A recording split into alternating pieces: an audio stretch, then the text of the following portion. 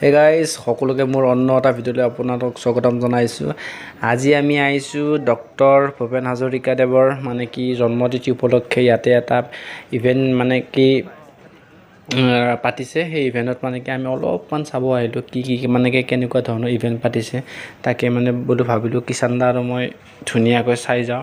সেইবিলাক চাব পাৰে আপোনালোকে ধুনীয়াকৈ সজাইছে ডক্টৰ ভূপেন হাজৰিকাদেৱৰ যিহেতু আমাৰ এইটো সমাধিস্থলী আছিলে ইয়াতে আমাৰ জালুকবাৰী, তাতে এইবিলাক জন্মবাৰ্ষিক ধুনীয়াকৈ পাতিছে। এইবিলাক সৰু সৰু ঘৰবিলাকত কি ধুনীয়াকৈ কিবা কিবি লিখা আছে, ধুনীয়াকৈ কি তেওঁৰ জীৱনৰ কিছুমান কথা, জীৱনৰ কিছুমান ঘটনাবিলাক ইয়াত ধুনীয়াকৈ লিখি থৈছে। আৰু এইবিলাক চাওক কি ধুনীয়াকৈ সজাইছে, এইবিলাক চাব পাৰে আপোনালোকে। আৰু সেইপিনে ৰাইট চাইডে কি ধুনীয়াকৈ 100 বছৰ 100 ইয়াৰ্ছৰ এইটো ধুনীয়াকৈ সজাইছে। আপোনালোকে চাব পাৰিব, ইয়াতে দেখা পাব। এইবিলাক চাওক কি ধুনীয়াকৈ, চাওক কিমান মজা, ভালে লাগিছে গাইজ, বেয়া লগা নাই। ভাবিলোঁ কি এনেকৈ অলপমান ফুৰিব আহিছিলোঁ আমি বেলেগত, তাৰপিছত ভাবিলোঁ কি ইয়াতে সোমাই যাওঁ এবাৰ।